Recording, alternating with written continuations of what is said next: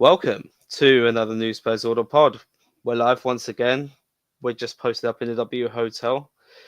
I'll be your host, X-Pac, aka Owen, and I'm joined by two lovely co-hosts. Once again, Tops, a regular appearance holder at the moment. How's it going? Good. How are you, mate? Yeah, good. You didn't sound too good a minute ago, but you're good, yeah. Great. Great. Contractually obligated to talk on these bums, but I'm great. Oh, oh, I like that. I like that. It'll be interesting to get your take on a certain few things going on at the moment. Half-term coach Dave, how's it going? Yeah, all good, man. I'm here making my every 6 week appearance like Lamella used to do for the club. So here we are. Yeah, it's good to be making an appearance, quote unquote, in front of the camera, and obviously not just doing the social media and that. But no, big shout out to everyone, all the followers, everyone that's giving us the likes on TikTok and all that kind of stuff, and then just helping push the thing and the content forward, supporting the movement. And yeah, we're gonna talk about this club, man. Let's get into it. We are on a somewhat positive note, positive flow at the moment. Um, as Dave alluded to, by the way, thank you for those who do watch and listen to our podcasts and look at our material on the socials. Like we're still a kind of baby Spurs podcast in this game, so yeah, any kind of interaction we appreciate. So yeah, feel free to interact with us either in this chat, on the socials, wherever. We'll be there. And we'll be growing, baby. So we're off the win against United. I think there's not too much to take from it other than the 3 points. So I mean, we've been pining after 3 points for what felt like ages before Brentford. And yeah, we managed to finally get a win at home after what it felt like was a brothel for like 2 months. Dave, what were your expectations going into the game? You know what? We hadn't won at home for 105 days. It'd been a while. So we had the Brentford game, but then after the Brentford game, two disappointing performances with Liverpool and Aston Villa. Liverpool, I think we all expected to be a struggle. You know, Anfield. The only way I think we were going to get a positive result and go ahead in the Carabao Cup would have been maybe to get a draw or whatever. Aston Villa maybe expected a bit more fight. Maybe we got a chance there to progress in the FA Cup. Didn't happen. So two disappointing losses in 4 days. But United, this year, United's just been an opportunity for us. It's been a bit of a free hit. So, and actually, if you think about it, over the past few years, we've actually done okay against them. You know, the Ronaldo game aside, we've got quite a positive record against them. Under Ange, I think we're unbeaten against them since 2022. Well, I don't know. It's just one of them kind of freaky records that's just kind of turned over. And I think it was, for me, it was like a good opportunity to get, a decent result. So actually going into the game, I thought, look, the guys have had a week off, not just a week off in terms of no game, but, the reports coming out from the club was that Ange had given them 2 days off, early in the week. Players were coming back. Things sounded and felt a little bit more positive around the club, which is never necessarily the best sign because we always manage to screw things up in the best of times. But United are probably the one club who are even more of a tough spot than we are. So I think it was almost like the perfect time to play them. And obviously we got the positive result. So I was kind of confident, but at the same time wary, because if there is one club who can screw up a great opportunity, it's definitely Spurs. But listen, look, we just got to get the job done, and that's where we're at the moment. Yeah, it was an interesting build-up actually because, like you said there, Ange did give him 2 days off, and it's like he's actually learning on the job how to look after his players a bit. And I know there's been a bit of an overhaul or an imminent overhaul of the medical staff, and we seem to be taking every precaution possible with players who are injured, with players rest now, which we weren't doing at the start of the season, as we saw. And, you know, you got Van der Ven and Romero, who have, again, had every precaution possible. Maddison was kept on ice for a bit. Odebear wasn't rushed back this time. Udogi didn't even come off the bench against United, I don't think, even though he made the squad. So, yeah, it's interesting to see in that sense, and obviously a boost for the players to have all of these players back in the squad, and with some of them making the lineup. Tops, what did you make of the game, including some of the players who did return to the side? No one in particular, just the players. The game was a game of low quality, man.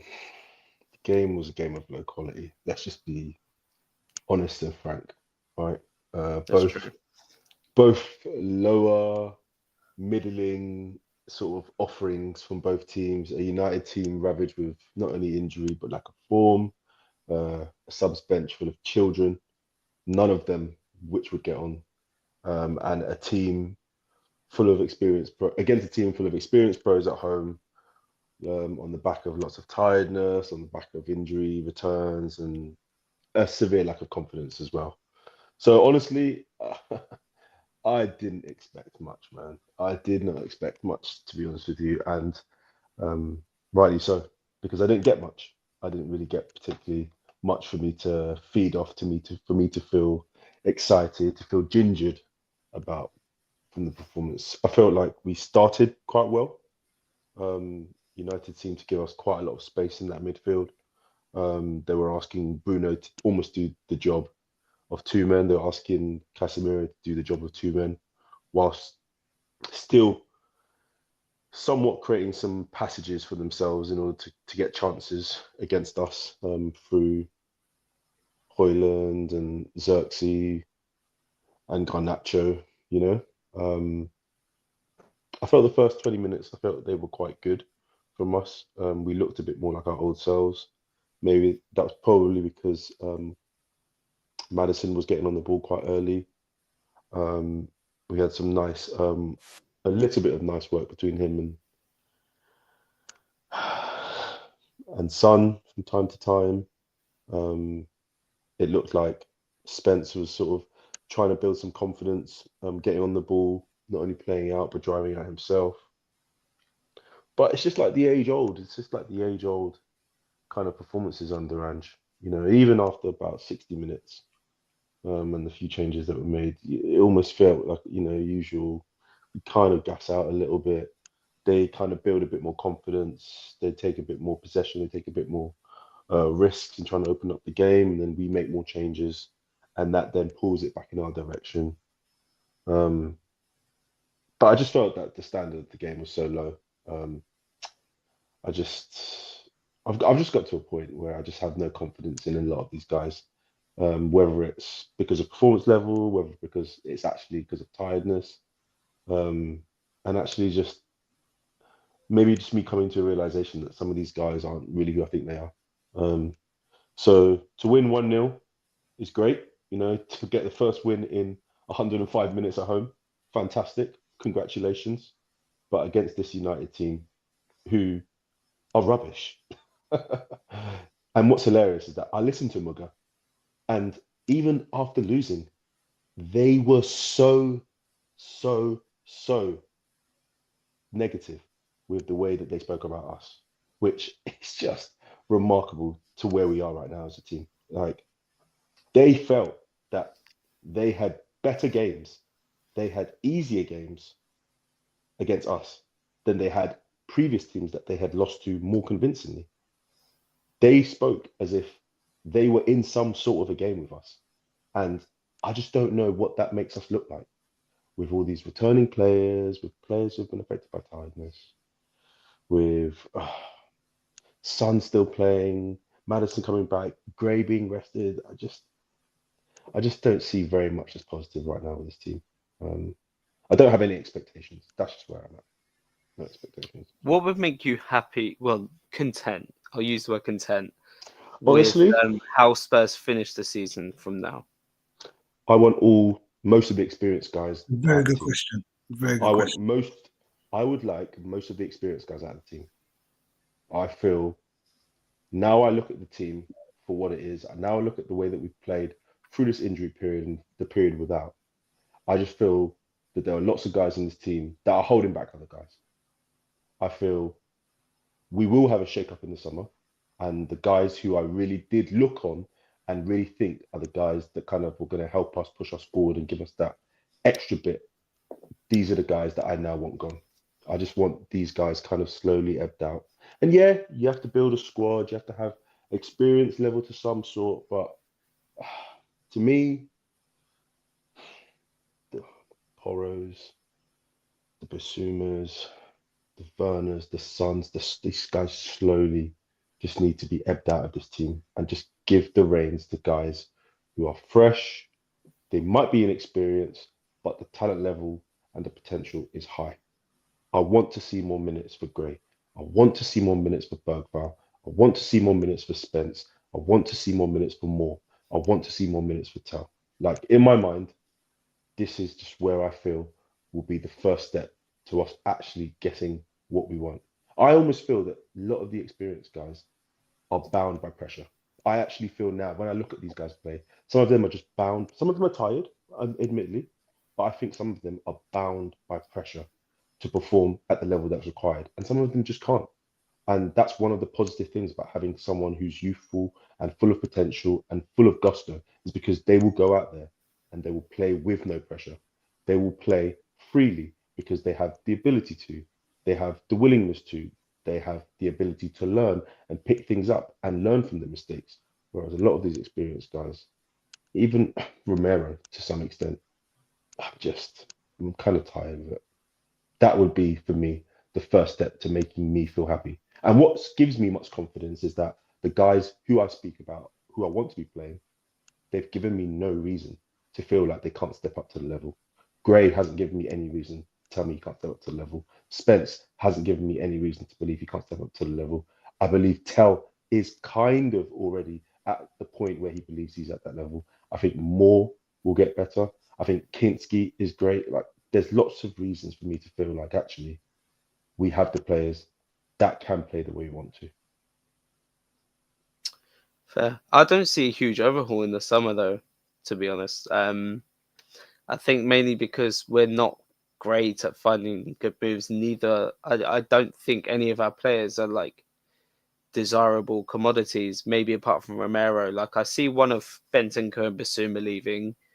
Romero's a big maybe, but I think he'll just get his value down in the next year of his contract. Reguilon will obviously leave. Werner. The thing is with Werner, there'll be breaking news that Tottenham aren't deciding to keep him further on than this season, and it will be portrayed as breaking news when it's no secret. Like, he's just not staying. Like, come on.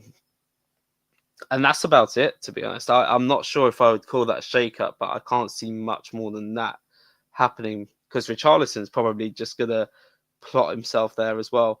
But yeah, either way. Papa Blankson says Basuma could go to Lille since Angel Gomez is leaving. To be fair, I could actually see that. I just wasn't sure where Basuma, when he was playing in Ligue 1, where was he playing? Because if that is Lille, I don't know if he's going to rejoin an old club, but I don't know where he was playing before. Would love to see Angel Gomez though. Dave, what did you make of Matisse Tell's performance? Because I didn't have this on any kind of agenda before, but I remember there was a few comments in the chat claiming that he was abysmal against Man United, which I saw words like abysmal, atrocious, that kind of thing, and I get it from a perspective of, the profile. Well, I get it from what we're expecting and what we need. The thing is, he's getting chances, and what he's not putting enough pressure on the keeper, or he's fluffing that chance, he's rushing things, he's playing with his head down. So it's not great, There's been a few moments, if you actually look, if you did like a player cam, the old school Sky Sports player cam, showing my age a bit now. if you did that old school player cam, you look at him and you see his movement off the ball, you know, linking up, some of the runs into channels, the space he creates for others is decent enough. But it's limited in the sense that, and this is what I think I said before, in terms of, you know, when we first got him, I think I said this in the chat, and obviously I've not been able to say it on the pod. My fear with him is that he was coming into a Tottenham team that doesn't have the talent level that he's used to. At Bayern Munich, all his flaws can get hidden in, like, if he takes 3 rushed shots, no one's going to really care because they're 2-3-1 up or they're 4-0 up and he's come on in the 76th minute. On the 4th shot, he takes it and he scores, or whatever the case may be, gets the goal, whatever the case may be. Fine. When you're starting for Tottenham and we're 0-0 after 35 minutes and we're struggling to break down Bournemouth, or we're struggling to break down Ipswich, or whatever the case may be, and you're now on your 4th rush shot, that's not a great position to be in. Do you know what I mean? We need better from you. We need more consistency. We need you to be more clinical. And I'm not sure his game has developed that much to do that. But also, you've got to bear in mind, he literally doesn't play any minutes and hasn't played any minutes. So he's come into a team now and played more minutes in the past 2-3 weeks than he's played in 6 months. So there has to be a little bit of grace. And he's also in a much better league, and not much better, but a faster league, a more physical league, at a very young age. So I'm not saying that we completely excuse it, but I'm looking at him and I'm going, what does he need? I personally think if he's going to play through the middle, he needs players out wide who can take some of the attention away. Okay, he can give him a bit more space. Now, the only way to do that is to have 1v1 players out wide. He was playing at the weekend with Son and Kulu. Guys, please. Kulu was atrocious at the weekend. Now, that was atrocious and that was abysmal. Okay, and Son is limited at best. Okay, let's just be nice. Yeah, right. Son is limited at best. When Son goes and does his step overs, you're looking at him going, like, I don't need to commit 2 players out there to deal with you. So I can now work. I can get my 3 centre backs. Remember, we were playing against a back 3, back 5, whatever you want to call it.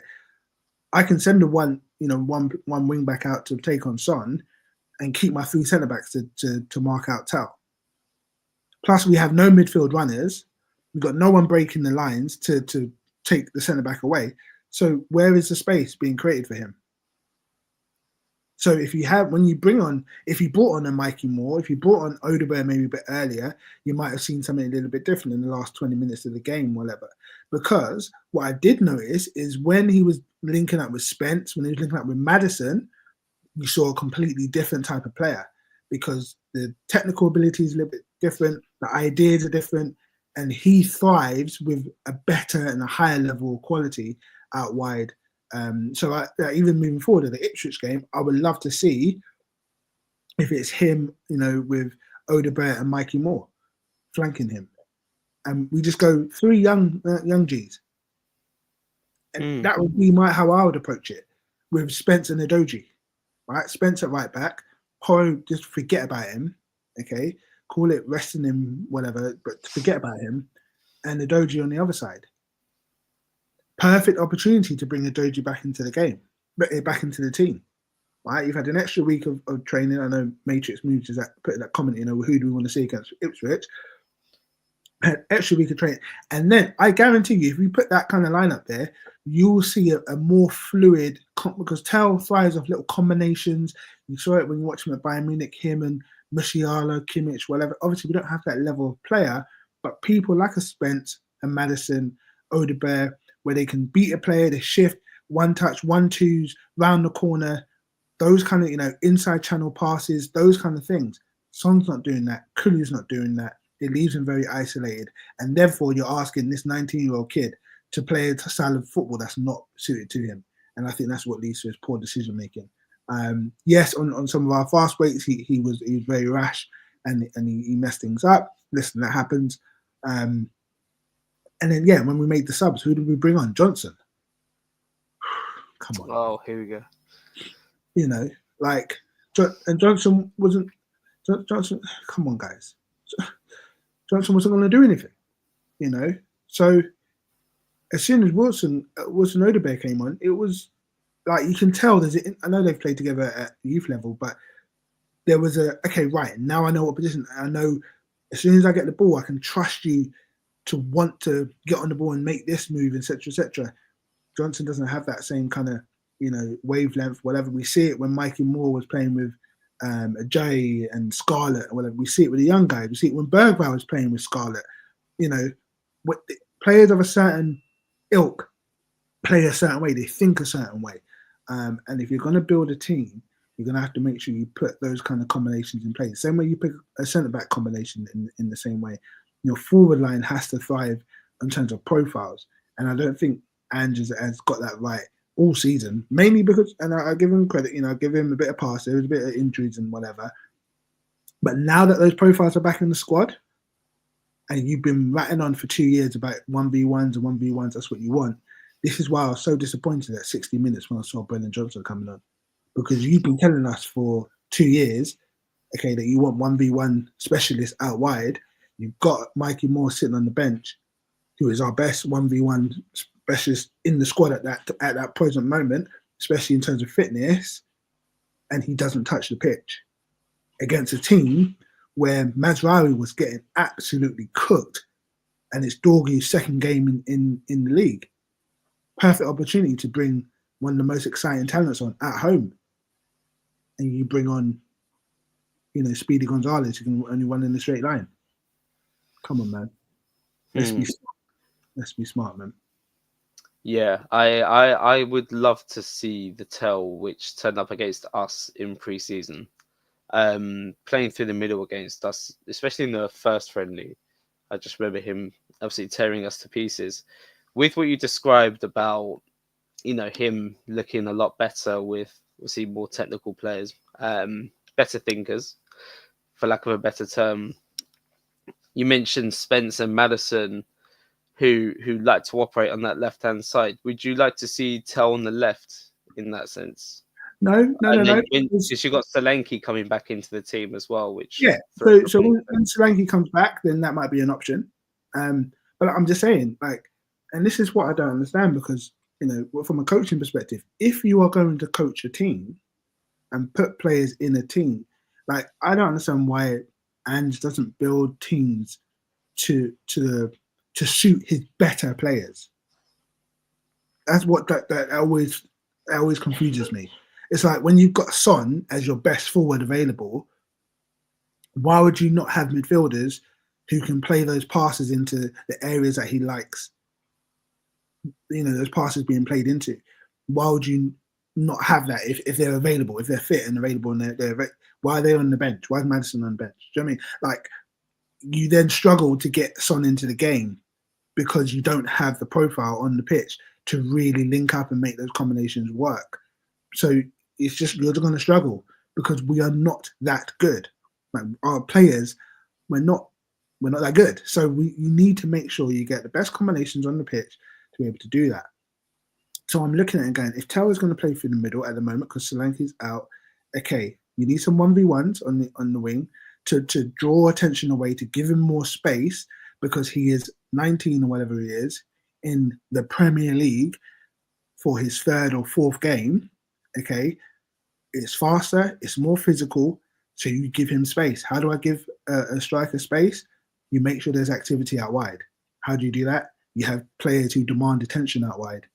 Okay, so when you do that, all of a sudden there's a bit more space. Or you have midfielders who can crash the box, aka Maddison, right? When Maddison crashes the box, or Sarr crashes the box or whatever, immediately the centre back is going, oh, I can't just stick to this guy like Stink on a skunk, right? I've got to now shift across. I've got to now track that third man run. It gives Tao space to get on, you know, to make. There's one run he made. I can't remember who passed. I think Kulu might have passed him the ball, whatever, and he just peeled off. And I was like, that's brilliant movement. The kind of movement we used to see from Chicharito, you know, Javier Hernandez, kind of fox in the box type movement. Just 1-2, and he stepped off Maguire, and I think he got just in front of him, and I think he got a shot off. You know, that's the kind of movement you get when there's a bit more space, but that space is only available if there's activity out wide. If not, they're just going to pack the box and go, well, I don't need to be out there. Do you know what I mean? Yeah, it was off Maddison, a Maddison pass. Do you know what I mean? Yeah, I remember it now. Maddison just dinked it off, and he just bang. But Maddison makes that pass. That's why you keep Maddison on the pitch past 58 minutes, right?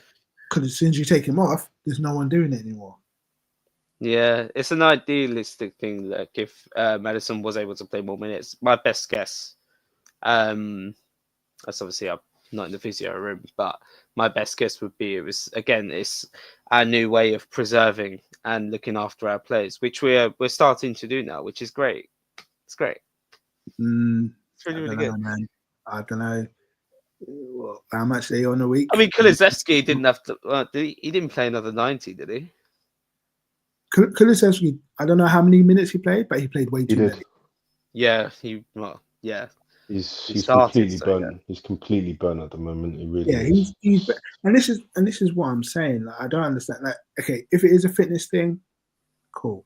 But if it's a performance thing, why is Kulusevski getting 90 minutes? Every week. Every single week, this guy's getting 90, and it's just like you're just grinding him to a till. Like he can't run. You can use the squad.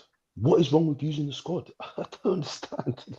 Yeah, and you know what gets me? Yeah, I know I've been speaking a lot already, but what gets me is obviously we started off the season and we stumbled upon this Kulusevski in midfield option, right? And it worked for to a certain amount. So now you're just trying it at all times. It's like we've got this inbuilt sub pattern. Kulusevski might start out wide. If it doesn't work, I'm going to bring into the midfield into Maddison.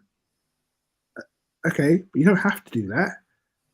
Like the issue on Sunday, whatever, in terms of the flow of the game, was that they were breaking through our midfield, even though it's ridiculous because they only had 2 people in there. But they were being able to make that real straight, direct pass into Xerxes because he was obviously dropping in, and then they were playing out from him. Right? Into Xerxes, and then it was just into a wing area. Fernandez was peeling off, whatever the case may be, and then they got a few attacks from there. So you need to stop what's going through the middle. So I'm looking at the bench and I'm going, oh, Archie Gray. That's the obvious choice. And he turns around and says, no, I'll bring on Pat Starr and Brendan Johnson. Oh, man. And I'm like, but mate, it doesn't make sense because all you're doing is stretching the game now. Because you're bringing on a guy who everyone knows, in terms of Brendan Johnson, his profile is to stretch the game. Like, I'm not even going to criticize him as a player. Like, if he's in my squad and he comes onto the pitch, by default, I'm like, right, okay, we're playing this type of game now. We're going to use his pace on the wings. We're going to stretch the game. That's what coach is obviously telling me inherently by bringing him on the pitch. And he's not asking me to keep it tight. He's not asking me for clever 1v1s and that's not Brendan's game. He's asking me to stretch the game now. Why would you do that against a team who's already pamming you through long direct passes? That's what it didn't make sense to me.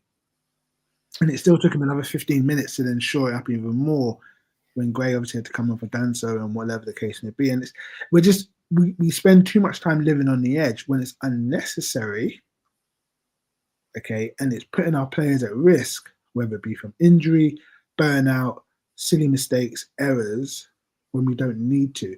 And this is why I'm like, yeah, the performance wasn't great. And I don't think, in that current setup with 3 midfielders, none of them being a 6, you're never going to control the game. You're going to have 20 minutes, but you're not going to have 45. Okay? So as soon as you see that lineup, forget about being able to control the game for 60 minutes or whatever. It's just not going to happen. Right, okay, so look at what can you do? Can you pick your moments? Yes, you pick your moment, you go 1-0 up. Okay, then I'm looking at in-game management. And you just don't do that. So that's where we fall short.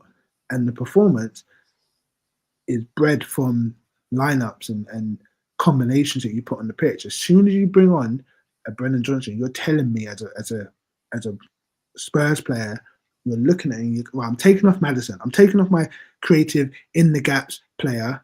I'm bringing on my athletic cover all the ground player, Pap Sarr, and my winger who I just want to run and stretch the game. So what are you telling me you want us to do? It's a clear instruction. Do you know what I mean? Like, so obviously now we're going to start playing that kind of way, but the game's not built for that because they're playing 5 at the back. So what? It just goes into this lull. It's just weird. Yeah, I don't think Ange, even with all of our players fit, knows what our best side is. Papa Blankson's alluded to it a bit, like he's not really sure why we went away from the box midfield we played against City away and Villa at home. To be honest, I do think that was mostly injuries.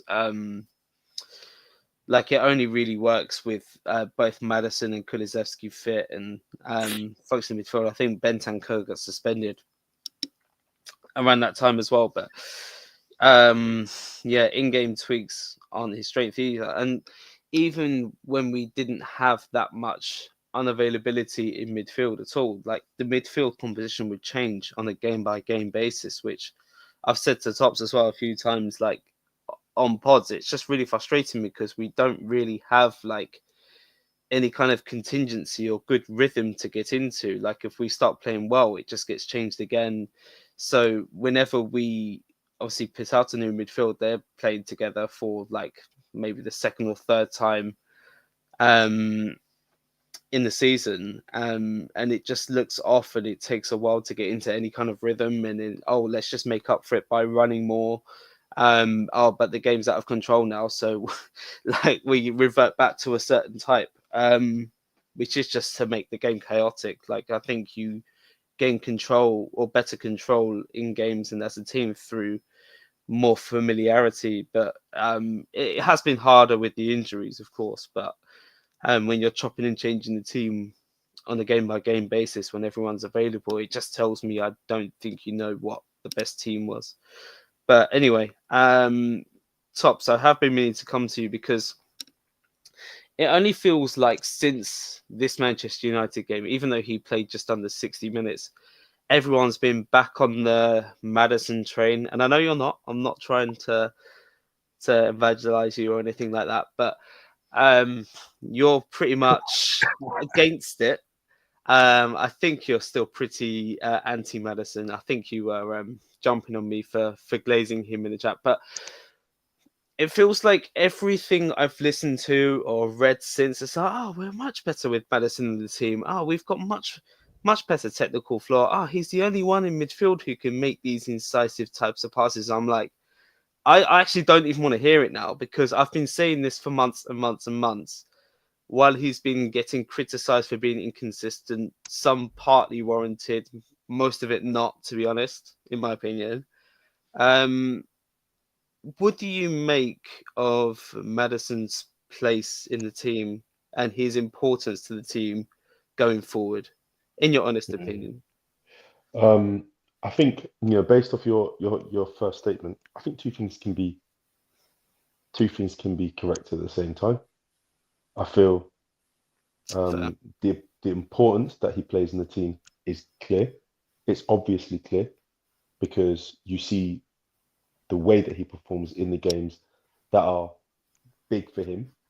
He puts up numbers. He is our top scorer in games like Man City away, Brentford at home. He has performed at a very high level. But in the same vein, you also have to look at the player who we signed, who spoke about being the man, being a vice captain, stepping up consistently for the team, knowing that you are probably, if not the primary creative outlet in this team. And maybe not consistently, he hasn't performed it at that level. And people speak of him, well, maybe not so speak of him at the same levels, but if you look at the creative players in the top sides in the league, you're looking at a Fernandes, you're looking at a Palmer, you're looking at an Odegaard. This is a kind of level of player, or the quality of player, at least the technical ability, who is in these kind of same conversations, and the same way that these guys, or the same standard that these guys get held to. I don't think it's unfair for someone who's actually experienced in the league, who's probably coming into his prime as a player, should be held to these same levels. I mean, it's so obvious that he's a good player.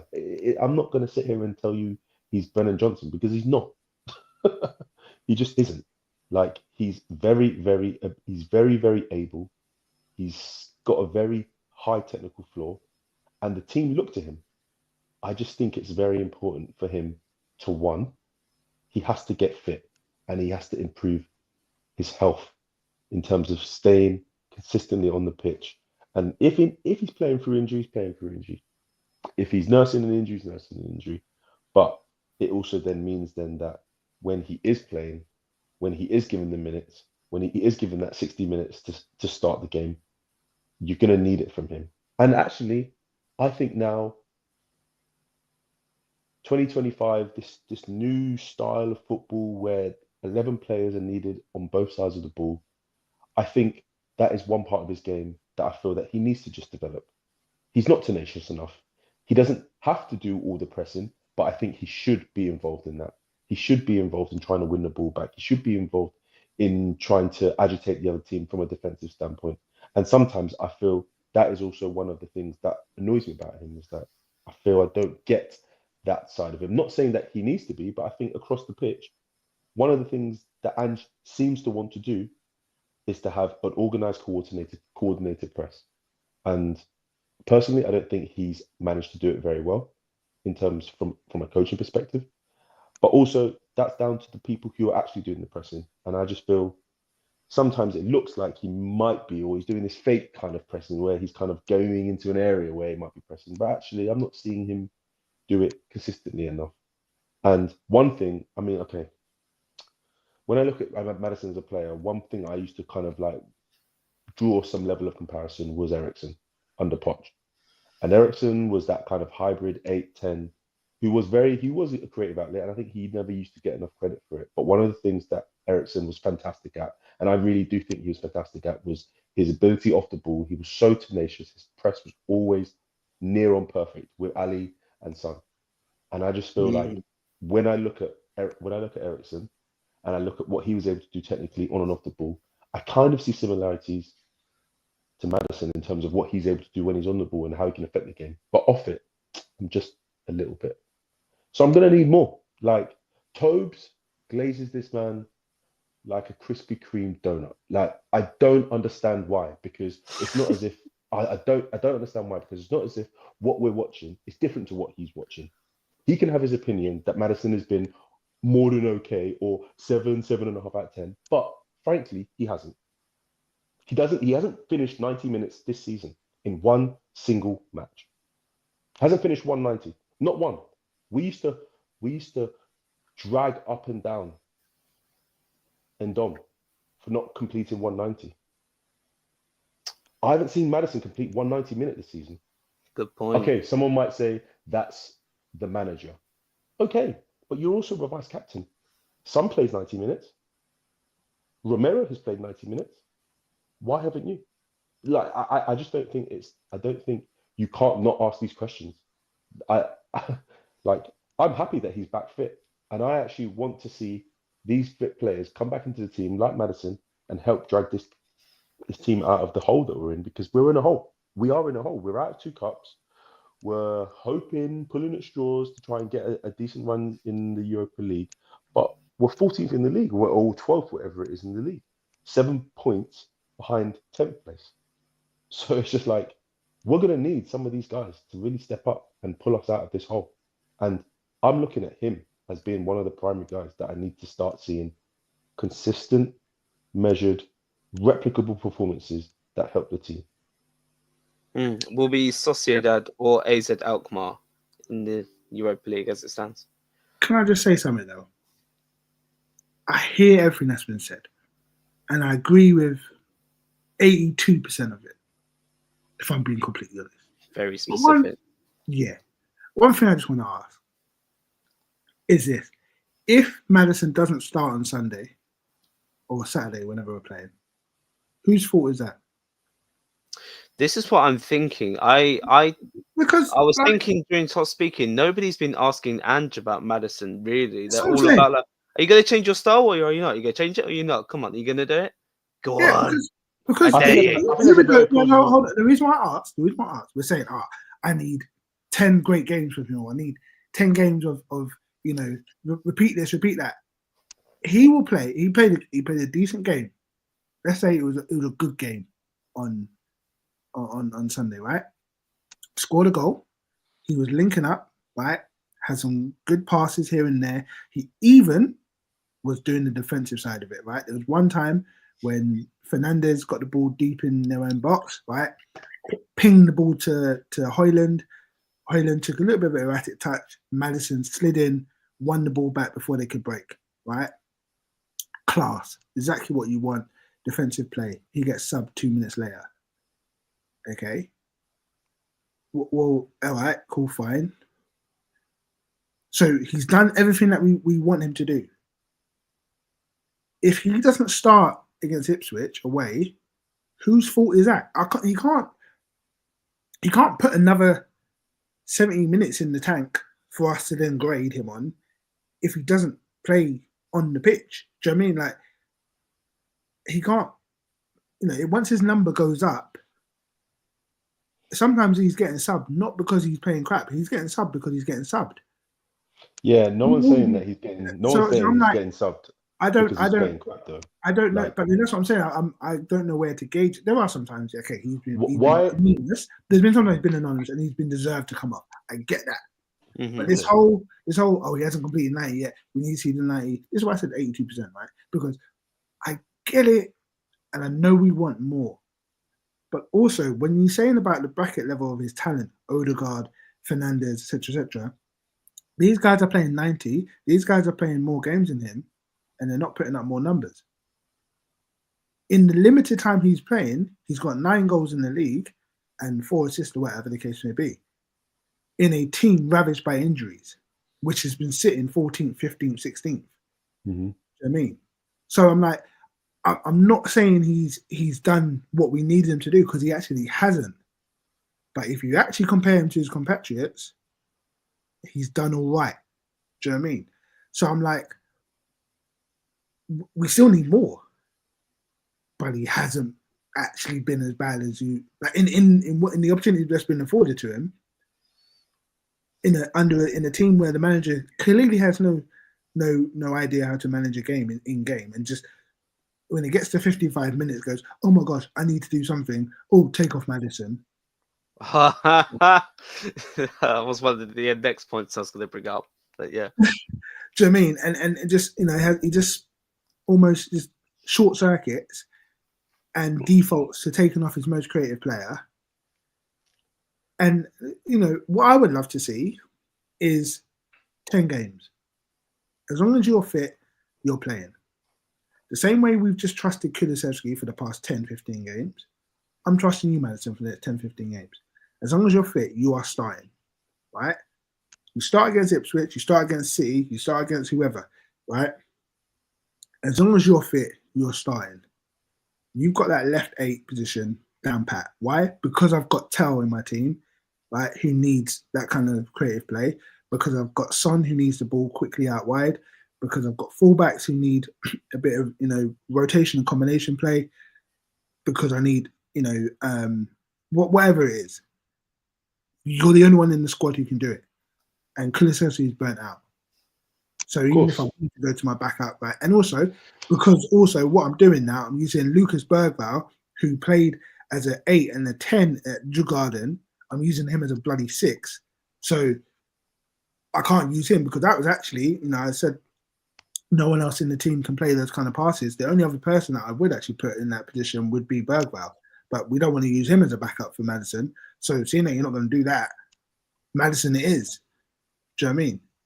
So seeing that you're going to use Bergvall as a 6, hybrid, whatever, Sarr is your 6, and Bentancur's floating around, and Basuma's on drugs or whatever the case may be, right? You need to trust this guy, and he needs to, because we all know he's one of them players, right? And some players are like this, and we just have to accept it, they need to know they feel that they have that trust and that rapport with the manager. You hear it in his interviews, right? You can call it pampered, you can call it whatever the case may be, whatever. You build the team around the player. Like you go, right, here's the players around you. I'm giving you a 1v1 player out wide.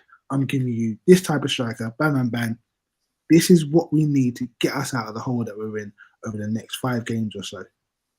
You do that, and I think you'll see something different.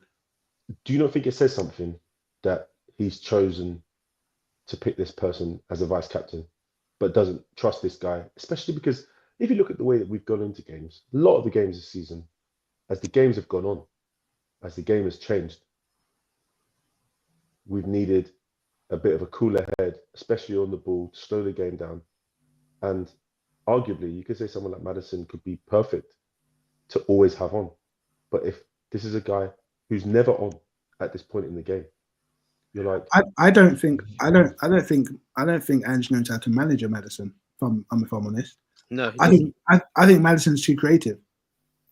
I honestly, and I'm not trying to give Maddison himself too much praise. I'm honestly thinking the way this midfield is looking and all these midfield profiles, I think he just wants bland, right? And it's just like, as long as it works and it just covers spaces and it looks a bit busy, but there's no real genius to it, where someone turns around and goes, actually, instead of that pass, which we've been playing and training for 6 months to hit that, I know you want me to do that, but I'm going to go and drop my shoulder and I'm going to hit that pass, even though there's a low percentage conversion rate. But at this precise moment in this game against this team, against that fullback, this is the pass I need to make. That's what a Maddison, a Fernandez, an Odegaard, a Palmer, those type of players, that's what they do. I don't think Ange likes that in the 75th minute or in the 82nd minute. Do you know what I mean? And I think he then gets a bit, too much. Do you know what I mean? And it's the weirdest. What would you do with a player like that, Dave? Because one of my thoughts of what a solution could be is, if we're chasing a goal, especially, to merely bring on an extra midfielder and then put Maddison in the forward line. Mm-hmm. But what would be a solution for a coach or a manager who just doesn't get like frazzled in the head with a player like Maddison in these type of situations? So chasing a goal, for me, 4-2-3-1. That would be my solution. I would go 4-2-3-1, put Maddison in the 10, and so right now I'm gonna cover your flaws in the sense that I'm not gonna ask you to do too much defensively. Yeah, I would love it if you can, but you can press from the front. But if you lose it, I've got 2 shields behind you, so that would be like a Sarr and a Gray. Okay, in this current squad, Sarr with the, he can cover all the ground. Gray, the IQ, and when Gray wins the ball back, he can make the pass that we know he can break lines, etc., etc.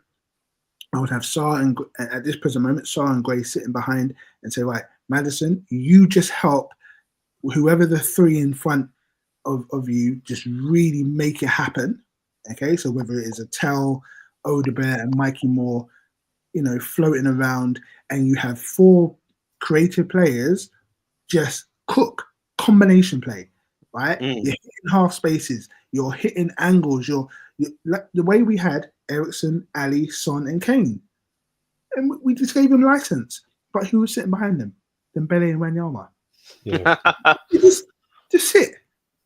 You don't have to do too much. Just sit and let the 4 horsemen cook. Do you know what I mean?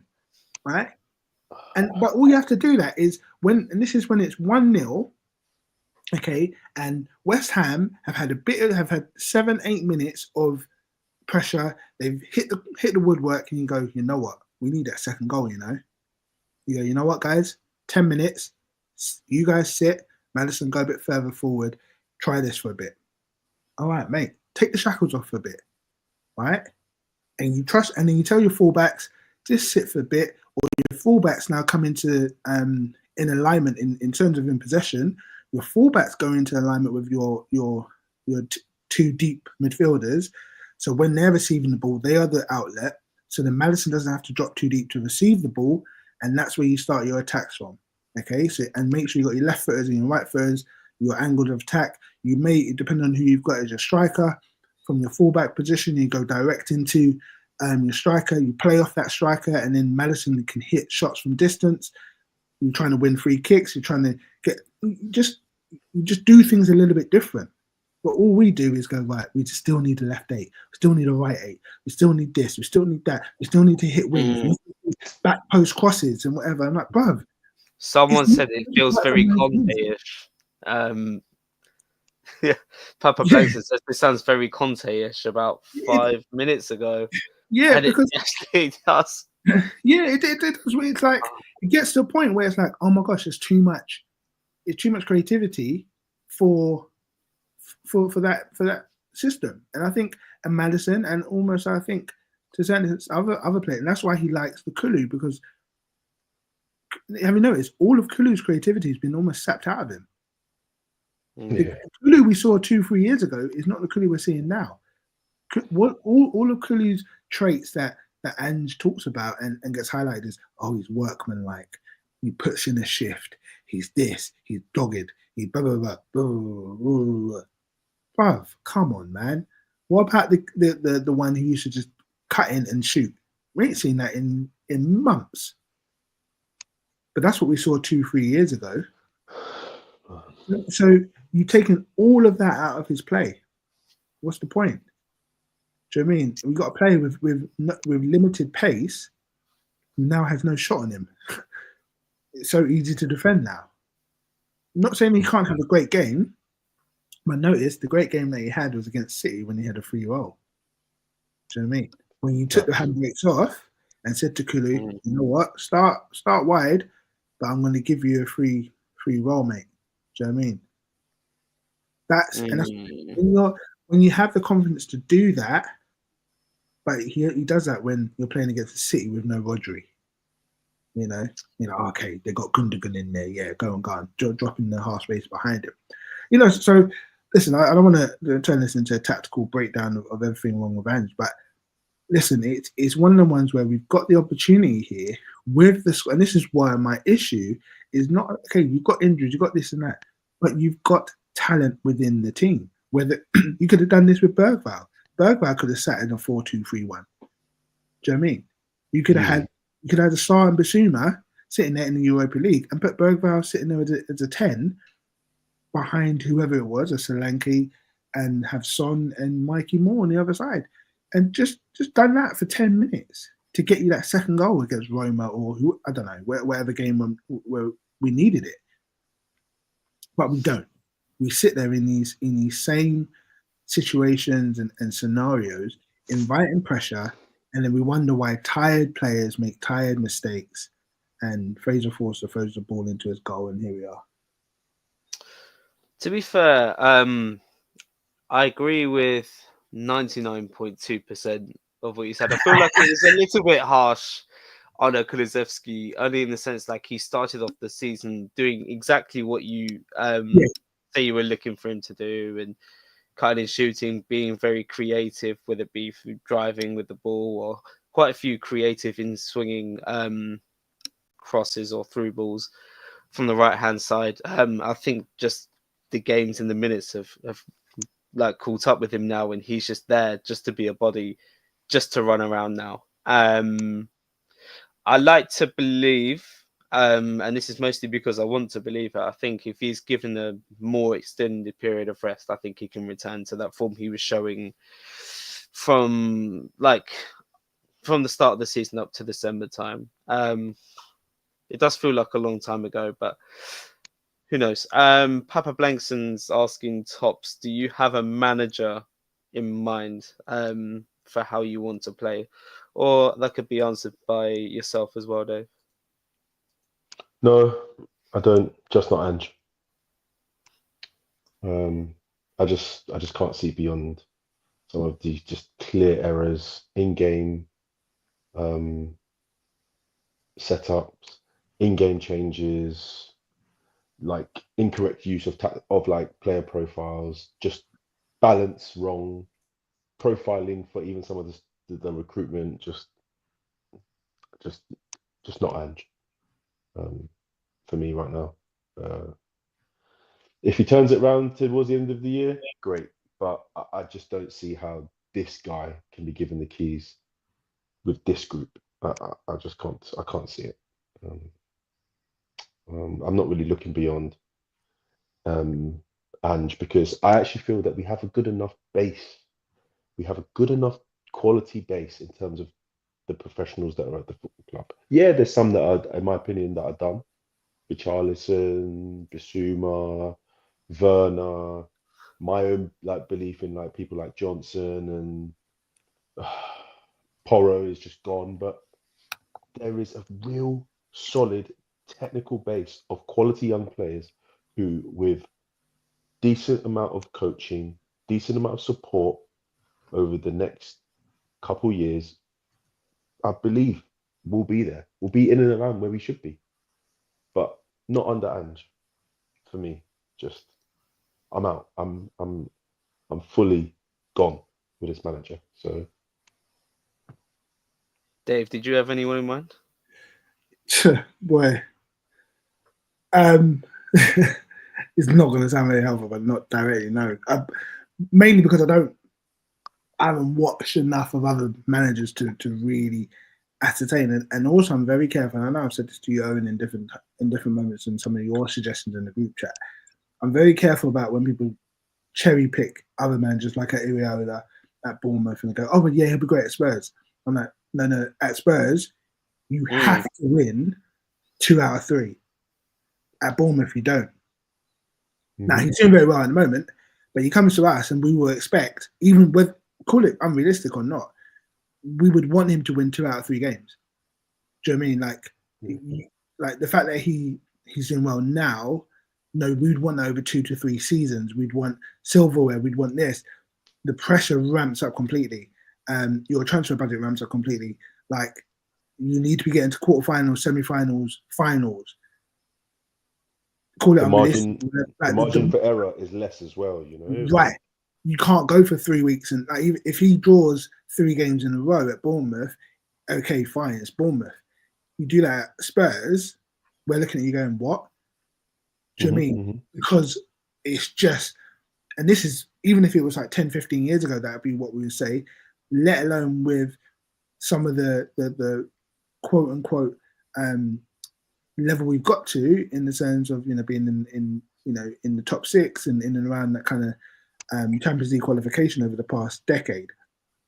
So the expectation level is going to be different. So I haven't necessarily looked at people's styles of playing and that kind of thing, but I agree with Tops in the sense that we've got a very exciting squad coming together.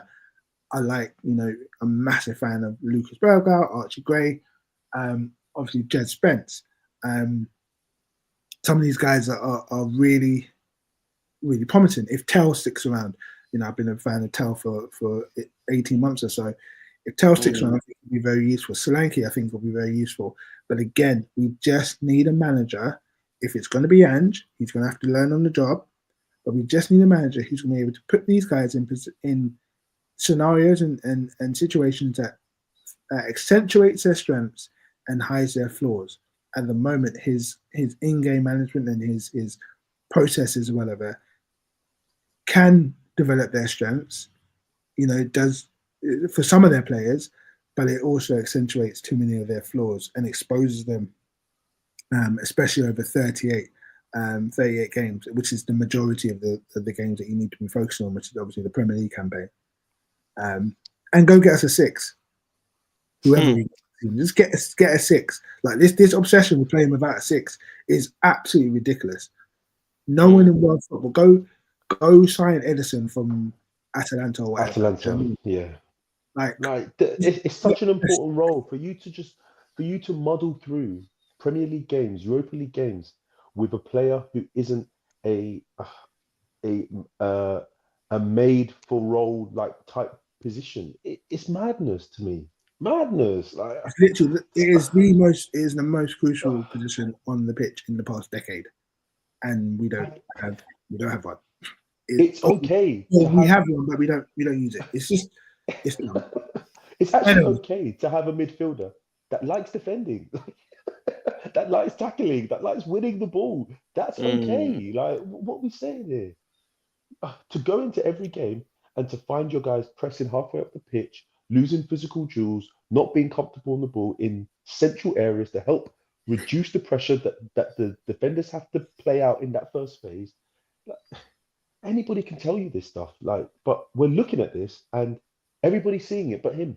I just, it's madness to me. It's madness. It has to change. It has to change. We have to reduce the pressure that we put our defenders on. We have to reduce the number of chances that our defense takes. We have to reduce the number of shots and saves our keeper has to make on a weekly basis. And you can't outscore guys. No offense, man. With Werner, with Johnson, with Richarlison, you can't outscore guys that way. Like, so something has to give. Something has to give.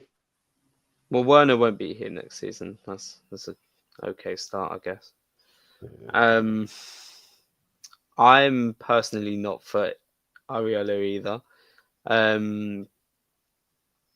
I do think there's quite a lot of Spurs fans that just see too much of what they think is a young Poch in him, and I don't think he is quite there. With that, I don't think he suits the way. I don't think his way suits the current crop of players we have. I think we'd have to have another big overhaul for him to be even remotely successful. I'd rather get someone in who suits at least most of the players we already have, just to add a few more pieces on top of that and the current foundation we have to make us more competitive. I hear the Marco Silva shouts, but I'm still not sure in his ability to work a team that can be consistent, break down low blocks, and just be progressive in controlling games. I would love to see Glasner personally, purely just because I think his style at Palace suits a lot of the players we have, especially the dual tens. Like, imagine Maddison and Kulusevski both getting 3 roles as tens, just behind Solanke and Ortel. No inverted wing backs. Thumbs up there. They'll be doing what they're suited to do. Couple controlling midfielders. I think our defenders would best suited and better protected playing 3 at the back, and we'd have a really good pool of defenders going into the summer with Vuskovic and Ashley Phillips coming back, and we may even end up signing another one as well. But I don't know anything about Terzic either. I've got a friend who supports Dortmund at work, actually, and he wasn't that keen on him, even though they came close, really, really close. They should have won the title. And they got to a Champions League final, which, if you lose to Real Madrid, it is what it is. Anyway, yeah, I don't know enough about Terzic to make a good comment on that, really. But yeah, I think Glasner would be my pick, but I just don't see it happening enough to try and like manifest it in my mind. But anyway, we'll move on.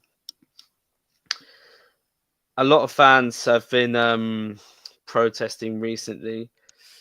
There's been a lot of rumors as well. Even though none of them have been from credible sources, it's just not going away with this whole potential Qatari takeover. Tops, what do you think of the fan protests which are going on at the moment? Because to me, they feel like they kind of lack a kind of a collective vision, for lack of any better term. Everyone seems to be protesting about something slightly different. There doesn't seem to be much of a collective vision, but there still seems to be strength in numbers in the protests. So what do you make or think of that? Also, as an extended question, what do you think about a potential Qatari takeover?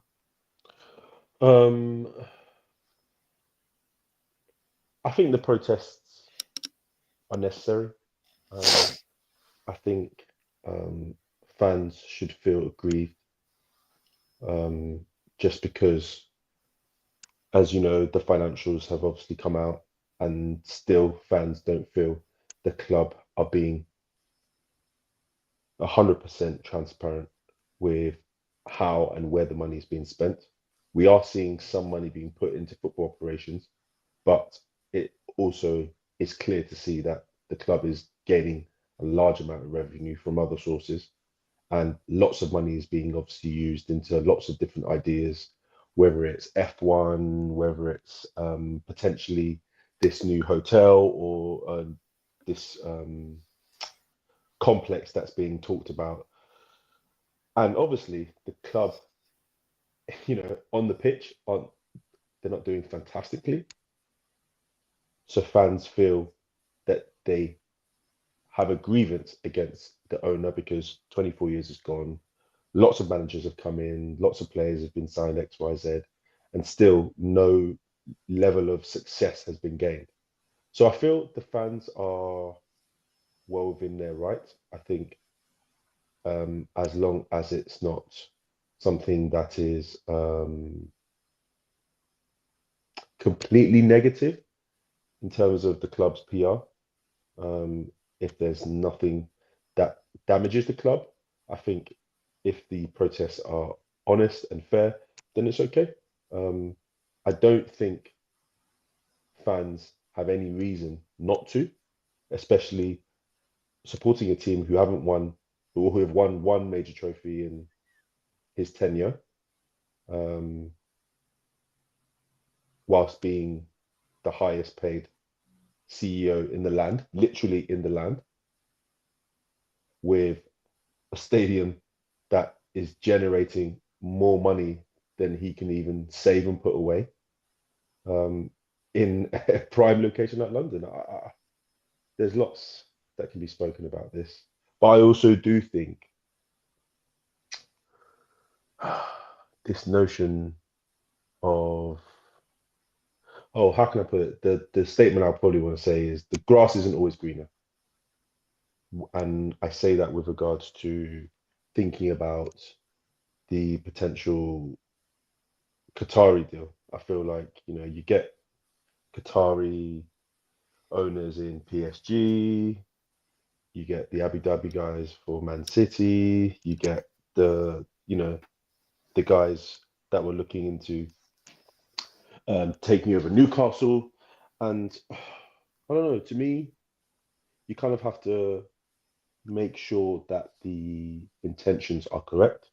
From what I read earlier on, it doesn't seem to be, well, they say that it is the Qatari sports, excuse me, it's the Qatari Sports Investment Fund, or it's not the Sheikh Chazim guy who is going to buy Manchester United at one point, but it's actually an independent. But come on, man, we know the deal. We know how money gets moved with these kind of people, and there's lots of big issues with sports washing. Like, we clearly know there's lots of big issues with sports washing, and one of the biggest ones is being a club that is used on one side to gain more sporting advertisement and some more limelight, whilst also accepting that some of these companies, some of these countries, their human rights policies are like near on deplorable. They're disgusting. They're treating humans like they are less than humans. So one thing I also read as well is that one thing that they potentially are thinking of us is, if they were to take the majority, be the majority shareholders in the football club, that they would still include, or they would still appoint Daniel Levy as the executive chairman. Which, I don't know, does that really change much? I don't really know. From my point of view, I just want Levy to step away. I just want him to step away from the footballing operations. I feel like the club is quite unique in its design at this moment now, because I feel like we are a profit generating business. The link with the NFL, the link with F1, the way that we've now marketed ourselves as a basically world-class events venue means that you do already have the means to generate money regularly on top of football match day revenue. So the notion of us wanting to have questionable owners isn't always something that I'm like, oh, we should be rushing for. And clearly we know that the issue has been with Levy. So if anything, my issue would probably look more at moving his role or changing his role completely so that he doesn't have as much control over the sporting or footballing decisions of the football club. Because from a business perspective, he's, if not one of, if not the best.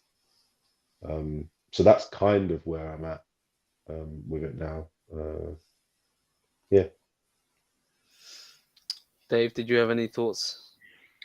On the protest, listen, I'm glad it was better attended than the little indie band jamboree that we had last year or whatever, last season, where some guys struck up a couple of songs with a guitar and about 20 people started waving placards. Listen, it looked like there was obviously a lot of people turned up. We know that Daniel Levy is a sensitive soul, which, listen, there's nothing wrong with being a sensitive soul, but obviously it's going to affect him. Seeing the images, social media, we know how social media can bring, can arrive straight at his inbox, and he reacts to that. We've seen it with managers, we've seen it with players, we've seen it with transfer news and PR spins. This Qatar rumour is quite conveniently that all this surfaced in and around the same time as the protests were being scheduled and held. So I don't know how much there's truth to it. That's why I haven't really paid too much attention or even really done too much research into the characters involved. I heard about, Jassim or whoever, whatever. Again, grass not always greener, and again, the fact that they want to keep Levy on, I kind of go, well, it would just be Daniel Levy with more money. Is that a good thing? No, it's not, because all he's going to do is go, well, I can spend 200 million on other stuff outside of football. Do you know what I mean? Like, I don't see it being any better if he's still involved. The issue is him. It's not about how much, because we've got money, we've got opportunities, we've got sponsors, we've got partners, we've got things coming in and coming out. Do you know what I mean? Like, the issue is the guy running the show. And if he's still going to be running the show, it doesn't matter how much money you put in the machine, it's still going to make everyone sick. So that's the issue as well. I'd want to see a change in terms of him, because everything he goes near seems to, when it comes to football, seems to end up, falling apart. So yeah, it's listen. Let's see. It's early days. I think it's all quite convenient. It's all kind of come out at this point. We just need 3 points at the weekend, and at the moment, that's all I can really have the capacity to care about with regards to Tottenham Hotspur Football Club. Regardless of whether there's Qatari owners or not, they're going to be selling off as Daniel Levy at this precise moment is going to be trying to sell off every single aspect of this club to make as much money as he can off the field. Mm-hmm.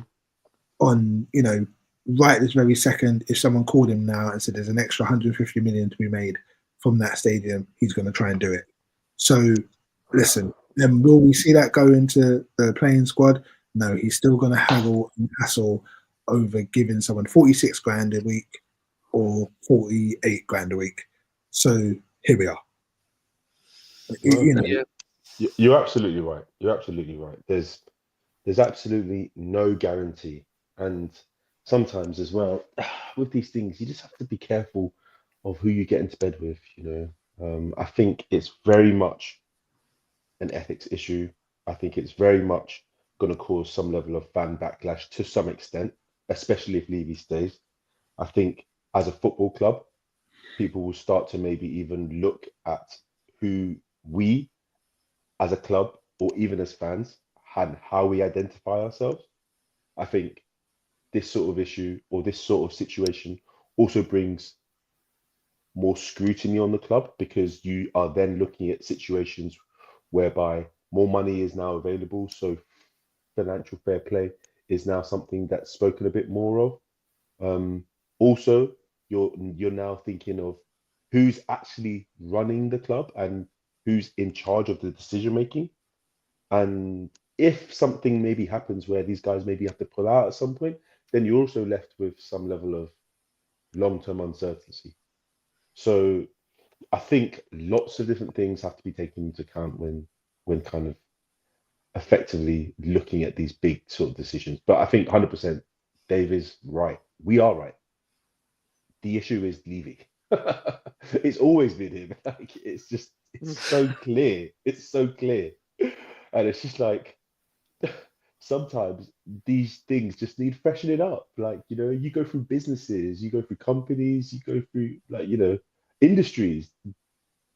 CEOs don't stay on for 24 years. It just doesn't go that way. Like, what are we saying here? Like, it's actually okay to freshen it up. It's actually okay to sell off when you're hot and to kind of make things a bit fresher so you can just, give everyone a bit of a fresh new leaf, a new outlook.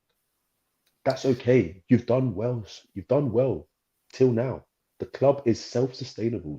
The club is making money and it will be because of you. Like, but you can't also hold the football club back. It's a football club. It is a football club, and primarily a football club is there to be successful. It's for the fans. You're a fan. Like, don't you want to see the club be successful? I don't know. Maybe if he decides what he thinks is successful, then yeah. But Yeah, it's hard. It's hard work now, man. It's hard work.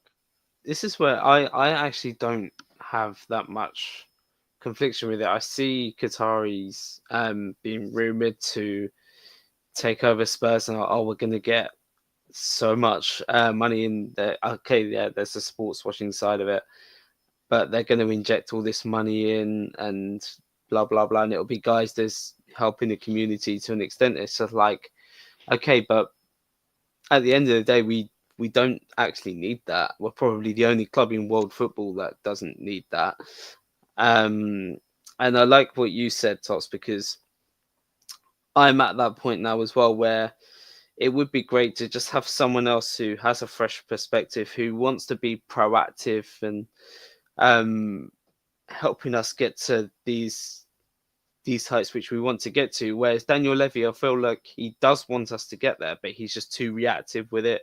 Or like he'll hire a Conte, which is an ambitious move, but won't like give him all of the tools right away. He was a crybaby anyway, but Mourinho was objectively just not backed.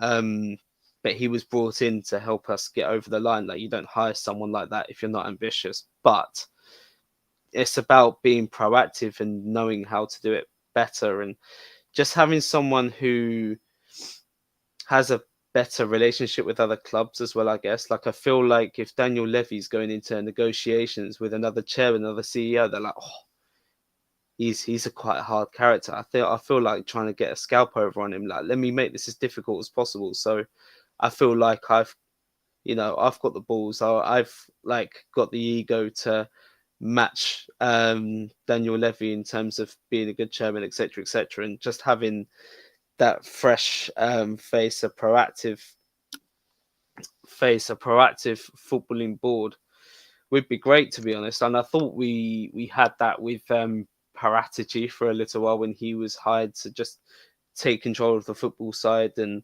he was pretty much for the like face value of things to just be like allowed to do what he wanted, to his detriment, because he ended up being a crook. And now we've got Johan Langer, who's the jury's still out on him, but at the end of the day, it's Daniel Levy who's heading it all. He's setting the precedent for the club, and yeah, I think we just need a new face just to face front, really. And that doesn't need to be someone with billions and billions of pounds. Like, we've already got that. That's fine. But let's just be better and more proactive with it from a football standpoint. Weekend game, quickly followed by another quick turnaround against Man City. So it'll be Ipswich on the weekend, Man City on the Wednesday. Guys, how do we look going into that one? Are we all thinking lose to Ipswich, win against Man City? That's It'd where we're be all at, surely. it'd be in That- keeping, wouldn't it? It'd be in that would keeping. be It'd be in that would keeping. literally be Spurs, man. So, We need at least 4 points. We need at least 4 points. simple. We need at least 4 points. It'd be nice to get 6, but we need at least 4. On our day, actually, forget that. We haven't had our day in a long time. The thing is, and I've been saying this since we played in the Conference League. Okay, so how many years ago that was? I can't remember which manager that was. Nuno. Was it Nuno? Nuno Yeah. going into 21-22, I think. Right. So since then, right, I said this on the pod then, that we do not have, because I remember we rotated. I remember where it was. We rotated midweek, and then we had a West Ham game after. And I said, we do not have a squad to play 2 games a week. Okay, we are not good enough. And everyone was like, oh, we'll be fine, we'll be fine. And we lost the midweek game, and we lost the West Ham game. Okay, and I said, well, told you. Since then, I've been maintained it all along. We have not yet built squads but good enough to play 2 times a week. Mm. So we have 2 games, okay? One this weekend and one closely followed Man City, okay? Now, yes, traditionally we do well against Man City, so let's see how we go. But as much as based on, the fact we've just had 2 wins, 2 clean sheets, you would think Ipswich away, we should be able to nick, not nick, but we should be able to get 3 points. and then you go against a Man City team who are leaking goals left, right, and centre, and you say, "Come on, you're at home, give it a go, get the win." Yeah, you would hope so. There's no reason. Why not? There's no reason why not. This should be a very productive week for us. Yeah. Mm. But I agree. I agree. Having players come back, having more time to maybe with the whole group, because we know that like 5 or 6 of the guys that did come back on the weekend, some of them aren't even fully fit yet, but another week of training, and then you would think hopefully they could use the squad well. Yeah. This is what I'm saying. You want to see against Ipswich. You want to see Adoji and Spence, right? Yeah. So back, in the lineup, you want to see Vicario, Adoji, Davies, Danso, and Spence. Yeah. Probably Madison. I would like to see Gray, Madison, Gray, and Bentancur. Yeah. Okay. Drop Bergvall. Yeah. Give him a rest. Okay. Drop Bergvall. And yeah, Basuma, let them. They can stay on the bench. Sarr on the bench, whatever. Or if you don't have, or you might want Gray and Sarr if you really want to. But let's say Madison, Gray, and Bentancur. Okay, Ipswich away, and then the front 3, like I said earlier, Tell, Odebear, and Mikey Moore. Yeah. Okay? There's no Son, no Kulu. Fine. Off the bench, Kulusevski if you need to. If you don't want to play Mikey Moore and you want some experience, blah, blah, blah, because you're Ange Postecoglou, fine, and you're addicted to Kulusevski, no comment, whatever. Play play Odebear, Tell, and Kulusevski. Fine. Go with that if you absolutely have to, right? That's what you start. And then against City, you're probably going to rotate there, and you're probably going to go back to Spence and Porro, okay? But I still would like to see Spence and Udogie, and I think next week we will see one of Van der Ven or Romero back for that Wednesday Yeah, game. yeah. I think you're going to see one of them back. I think that's where they're looking at, and they're, that's where one of the games you see one of them back. And then midfield, we'll see where we go from there. I think you see Madison, Basuma, or Madison, Benton, Kaliska, Bergvall. I think you see that kind of three. Son, Tell, Kulisevsky. You'll see more of a conventional Ange type lineup against City. But it's crucial that we get a very, very convincing performance this weekend. We don't run players into the ground too much.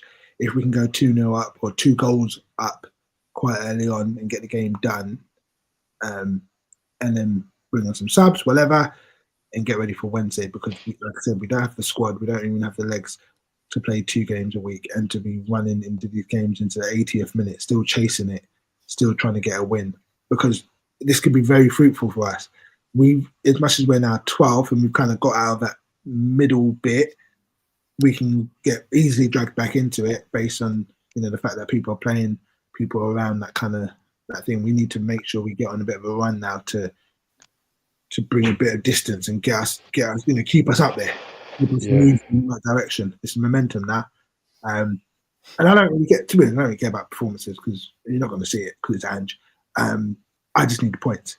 So we need points, man. We need points and wins, especially as we want to build some momentum, because 7 games is all that's required to win the Europa League. You just have to turn up for 7 games, and all of a sudden, your season is completely turned around. All right, so we just need to build some level of momentum, even if it is in the league.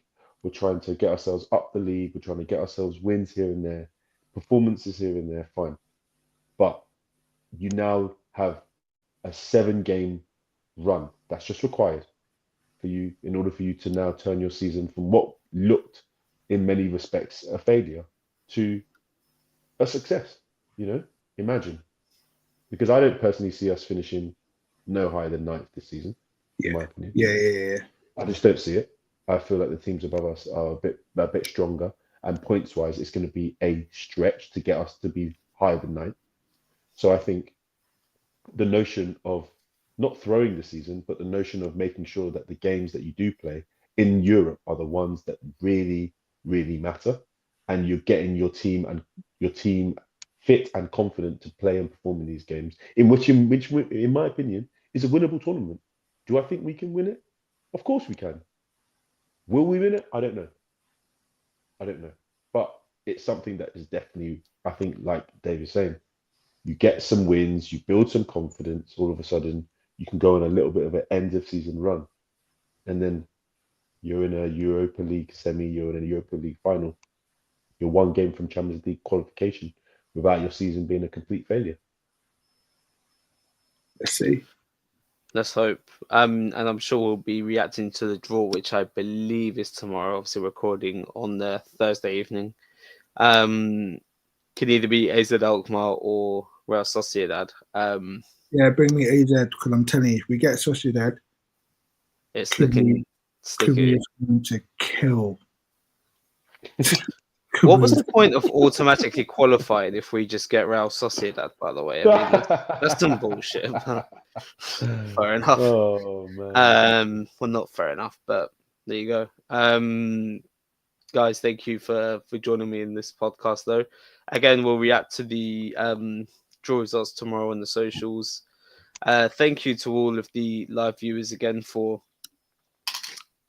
watching this live stream as we go along. Over 300 of you concurrently viewing, which is great for a Spurs podcast of our size. We appreciate it. We know there's a lot of Spurs podcasts out there, but we feel like we're very niche. Anyway, we'll be back again for more of these recordings / streams every Thursday, Friday evening. Audio version comes out Saturday morning. Again, find us on the socials, mostly on TikTok and X. And yeah, we'll catch you soon. Come on, you Spurs. Peace. Peace. Peace.